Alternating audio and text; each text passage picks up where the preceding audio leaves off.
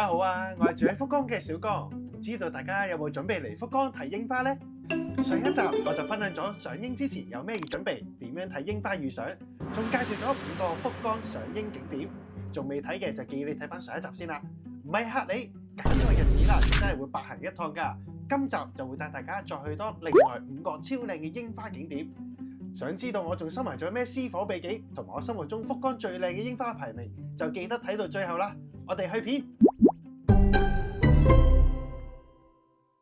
好，正片開始之前，如果你都仲未訂閱嘅話，歡迎你撳低 subscribe 同埋 like。我嘅 channel 係主打九州嘅旅遊景點同埋一啲行程安排嘅。如果你想知道最新消息，就記得 follow 我 IG 啦。咁我哋開始啦。片長關係，所有景點嘅交通方法啦，我都會放喺下邊資訊欄嘅。首先要介紹嘅景點係喺博多站附近嘅三皇公園。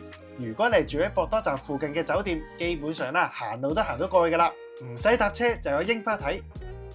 雖然就話近市中心，但係呢個公園啦其實就冇乜遊客嘅，都係本地人比較多。如果唔想同其他觀光合璧嘅話，又唔想坐車去得太遠，我都幾 suggest 你嚟呢度睇櫻花㗎。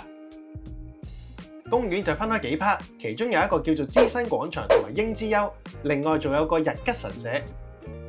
難得嚟到就一於入屋叫人，入廟拜神啦。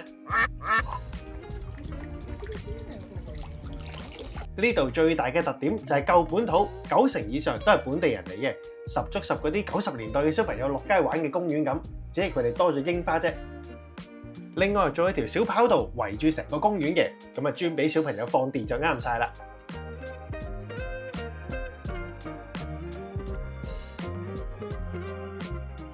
櫻花季嚟嘅時候啦，呢度仲會有少量屋台攤檔嘅，本地人就興喺呢度開個小帳幕喺草地上面野餐，睇下櫻花咁。特別係呢一個櫻花山丘，一個俾櫻花包圍嘅山坡仔，坐喺呢度野餐特別有 feel 啊！公園嘅隔離仲有條河仔添，咁到時河景櫻花神社一次過就滿足晒你啦。呢個公園唔係嗰種壯觀到令你嘩一聲嘅地方，但佢勝在夠舒服。帶俾你唔係旅遊景點，反而係一種好貼近社區屋企樓下公園玩嗰種感覺。呢個公園小江就會打呢一個分數嘅。如果你嫌棄呢度啲櫻花唔夠壯觀、唔夠氣氛嘅話，其實啦仲有另一個一樣咁靠近市中心，係福岡最具人氣嘅櫻花景點，仲要無論係朝頭早定夜晚都一樣有櫻花睇嘅萬能地方。就喺呢度武學公園。呢個公園係我哋福岡人嘅寶物嚟嘅。一嚟佢好靠近呢個地鐵站，由赤坂站或者大豪公園站行過嚟都得。二嚟呢度嘅福岡城啦係會有櫻花祭典㗎。除咗普通有櫻花野餐之外，仲有個日本城，唔係呢一間，係呢一個福岡城跡。除咗有大量白裏透紅嘅櫻花之外，呢度一樣有屋台攤檔同埋一啲美食區，間中啦仲有一啲唔同嘅表演節目嘅，即係例如馬騮雜耍啊、日本武士騎馬體驗啊，或者人力車呢啲。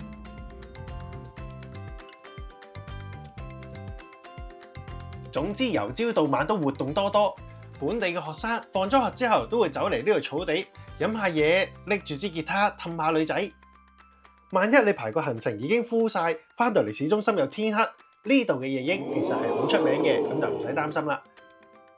沿住條護城河連綿不絕嘅櫻花樹，透過呢個水面嘅反射，即刻將啲櫻花數量 double 啊！如果想影靚相嘅話，就千祈唔好錯過呢度啦。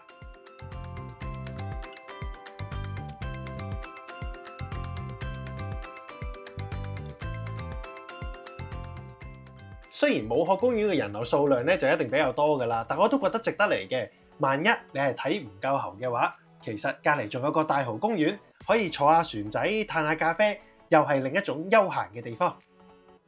不過講到休閒，以下呢個地方咧就更加啱你啦。西公園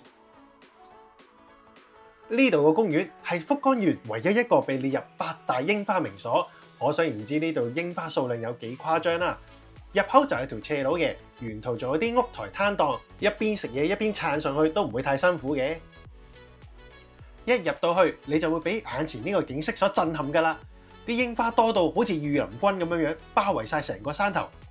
換言之，大家影相都容易啲啦，唔會有啲攝青鬼喺你後邊阻住你影相。呢度啦仲會有啲少量嘅街頭表演嘅。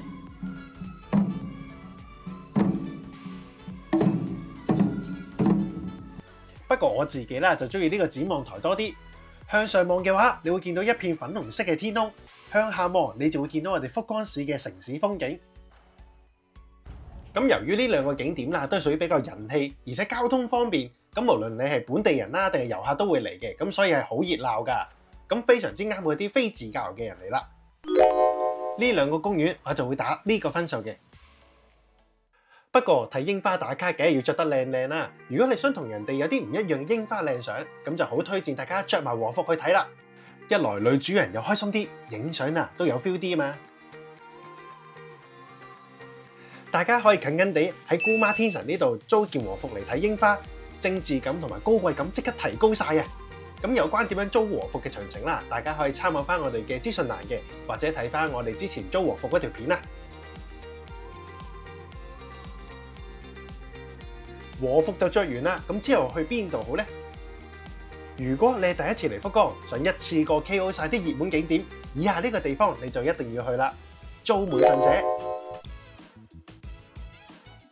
紅葉又好，櫻花都好，甚至乎你係求戀愛都好，呢個地方都屬於我嘅首選嚟嘅。小剛當年就有朋友嚟呢度求神出鋪，點知唔夠半年就即刻有男朋友啦。同年嘅年底仲帶埋佢男朋友過嚟還神添。咁喺呢方面就信不信由你啦。但係我當你唔係嚟求神都好，着住件和服喺呢個鳥居下邊參拜都係特別有 feel 㗎。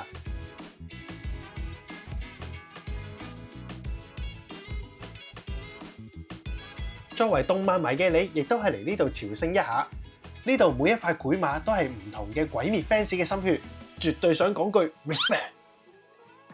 難得我哋着咗和服，我哋今次就去遠少少，去一個小江嘅私火景點，喺小倉嗰邊嘅啫，側松金山村。嗱，呢度啦，基本係零遊客嘅，連本地人啦都唔係好知嘅咋。兩邊係屬於呢個低密度嘅住宅，仲要俾啲櫻花同埋鬱金香唔同嘅花包圍住。兩個岸邊加埋種植咗超過10萬棵鬱金香同埋唔同嘅花添，全部啦都係由呢一區嘅居民同埋義工自發去打理㗎，所以到依家我哋先至有咁靚嘅花睇嘅啫。喺呢度嘅櫻花樹下，沿住條河慢慢散步，感覺時間都過得慢啲啊！喺呢度有花紋，呢度咧就喺背後有花紋，跟住咧染嘅和服，根據姑媽嘅講法咧，就要配織嘅帶，呢個係博多織，就叫做博多織。阿姑媽嘅珍藏。同埋咧，佢頭先一 keep 住有風吹咧，都未話櫻吹雪得好勁，起碼可以捱多2日。好，成條河一共係1500米，成1.5公里咁長。咁如果你計埋對岸嘅話咧，其實都成3公里㗎。咦，話時話啦，點解好似聽到鼓聲咁嘅？嗱，呢度咧其實都係有表演睇嘅，仲可以撐呢個獨木舟添。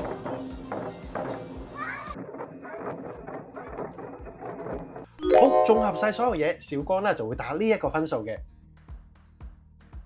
你又唔需要擔心千里迢迢淨係嚟一個地方，好似好嘥時間咁嘅，因為呢度附近其實仲有唔少景點㗎，即係例如九州夜色最靚，又有得搭纜車。日本3大夜景之一嘅銘倉山，仲有香港人嚟日本必去嘅行程，大歐嚟，又有得 shopping， 又有得搭纜車，仲未算喎，仲有呢一個小倉城。嗱，小倉城啦就係我哋北九州其中一個地標嚟嘅，一個睇落悶悶地，但其實一年四季不知有幾多精彩活動嘅地方嚟㗎，即係例如呢一個3萬個嘅夜燈燭燈祭，全年都有嘅茶道體驗，仲有呢個小倉城嘅武將隊表演。插滿晒櫻花嘅小倉城，呢度係九州少數有完整天守閣加埋櫻花嘅景點，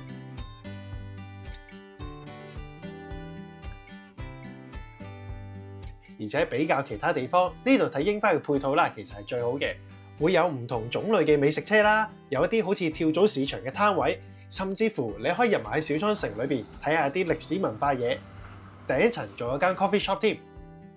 行多2步就係小倉市中心啦，好方便㗎。而且好似肥妹咁着住件和服喺呢度影相，一啲違和感都冇啊！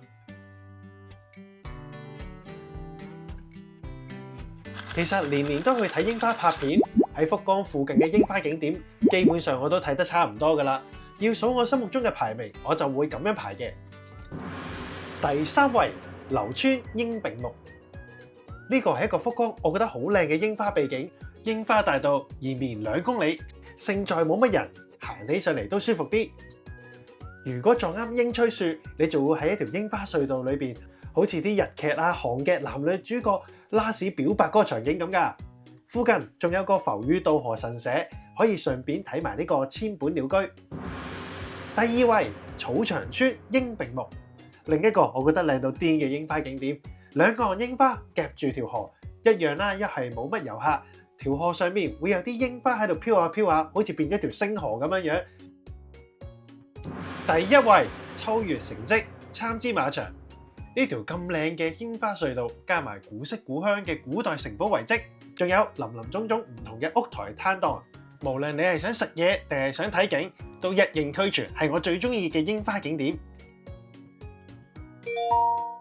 不過呢啲地點啦，交通就唔算方便，比較啱自駕遊多啲。